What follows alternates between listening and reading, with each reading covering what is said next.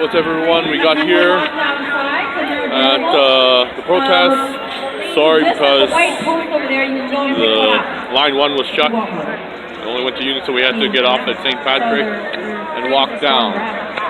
So we probably missed a couple of speeches, but here they are. Also, guys, and the thing is this, I get to know some of the relations she has, you know? So when we have speakers and stuff that she understands and, you know, has some passionate amount of information about what's going on, she's going to do what she can because she's actually amazing. I'm gifted to have somebody up here helping me out, that's for sure. So, the next person I would like to bring up here, Vlad, did you have a chance to say anything today? Did you want today? Yeah, come on up for a second, everybody. CBC, what? CBC does suck. I'm sorry. Mainstream media. That's the way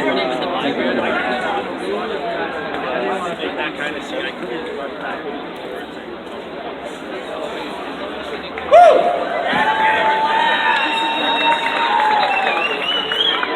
Hello, Toronto! Beautiful people, yes to yes! Love it. So, what's going on? We are all essential, yes to yes? So, happy second lockdown, everybody! I know, right? But this is, we have to say happy second lockdown. You know why? You know why? Because this is what the government allows us to have. Because we're not allowed to have Canada Day, we're not allowed to have birthdays, we're not allowed to have weddings, we're not allowed to have Thanksgiving, we're not allowed to have Remembrance Day, of all the times where we actually have to celebrate the freedoms and rights in this country. Yes, yes! And they had an audacity to cancel that, to have a virtual one. Let me ask a question to Doug Ford and Mayor Tory. Did our grandfathers and grandmothers fought virtually for our rights and freedom? Like seriously, for crying out loud, like we are all at the sky level, Chris sky level there is, yes or yes? Like how many more times we need to say to these people, enough is enough! Enough is enough! Now, the government will decide not that which business is essential or not, which is a total joke, which goods and services are essential or not. In other words, when you go to the store, you're not going to be allowed to buy whatever you want, even if that's available in the store. Are you kidding me? Bullshit. Thank you. You know where I've seen that? As a child in Soviet Union. People need to wake the freak up already. Just fucking say the word, man. As a child, at 8 years old, I had food coupons to go to the store and buy so much bread, so much butter that's available only for the family per month. At 8 years old, I was lined up in the lines outside of the store. That was created deficit, not a real one. The government created on purpose to suppress people. We're not gonna take that quietly, no. Enough is enough. Enough is enough. The new policies in the mall that you're not allowed to eat in the mall. What a joke. You go to the mall, you buy food and you sit down and you eat. Let the security guard drag you out because you eat in the mall. I asked the supervisor of Yorkdale yesterday, so there's no exemptions to eating in the mall? She's like, no. What about breastfeeding moms? She's like, no exemptions. So I'm sorry, where's the breastfeeding mom supposed to feed her child? Well, there are washrooms. Like, what? Did you just say that? I have it in recording, by the way, guys. I record everything now. And they know me, by the way. They know me like, hey, Vlad, we've seen your videos in Yorkdale. You know, I'm like, good. You need some education. Oh, we don't need any education. Excuse me? Excuse me? You don't need any education? You're going to harass security guards? We were all there on Thursday. This Thursday was our third Thursday in a row going to Yorkdale after 12 o'clock as a group of people wearing whatever movement you're part of, hugs, lion, mad, anything you can come with. You're not wearing a mask already, make a statement, because we are the only people there with no mask. And it's sad, it's very sad. But we go there as a group of people and we just walk around, we smile, we go to some stores. Some stores don't give us a hard time, some do. We make a difference one step at a time. But literally, there was a family, a mom, a father, and a child. And by the way, the child had really visible disability. And the guard, security guard, had the audacity to come and say to that family, there's no eating allowed in the mall. We all came and like, go away. By the way, there's an eating area in the mall. So no, you can eat in the mall, just in a safe employment area only. Like what a joke, literally. This whole charade is a freaking joke, yes or yes? Yes. That's why we have to celebrate what the government allows to do. Happy second lockdown, because apparently the lockdowns are going to be instead of Thanksgiving, lockdown is going to be instead of Easter. So we're going to have, 4 lockdowns every year. So let's just get used to it by now. I'm being sarcastic, but we need to say that. We need to use humor, because again, this is what we used in Soviet Union, guys. In Soviet Union, you had no freedom of speech. No, it did not exist. The only way we were able to communicate the message in the bullshit organized by the government is through the art form, through cartoons. If you watch Soviet cartoons, they are so freaking deep. They're not made for children.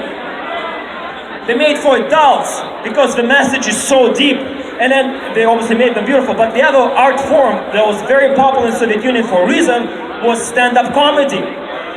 Because in humor you were able to talk about the bullshit that the government did to us, that created deficit. Like people were starving to death. Do you think in Soviet Union, the largest country in the world at that point, you think we didn't have enough resources to feed our own people? Like what a freaking joke.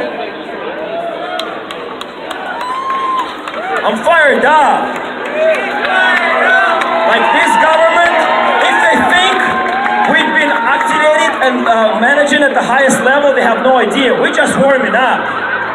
We're just warming up. Woo!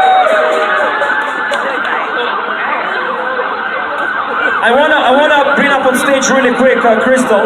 Crystal, come really quick. In the meantime, I'm gonna be talking literally for 30 seconds. This is very important, guys, and I'll take one more minute. I'm sorry. This is very important. Please come. Give it up for Crystal, everybody, please. So Crystal here decided that enough is enough. She's not going to go and buy a book. Long story short, the police cop and charged her with trespassing. But guess what? This lady, I want you to really look at her and give it up. And let her be an example to every single man, woman, and child in this country. Yes! That you're gonna do whatever it takes. Whatever it takes to take a stand for our rights and freedom in this country, for ourselves and our children. How many children do you have? Amazing. Because you should be willing to get arrested, you should be willing to get fines, you should be willing to go to prison.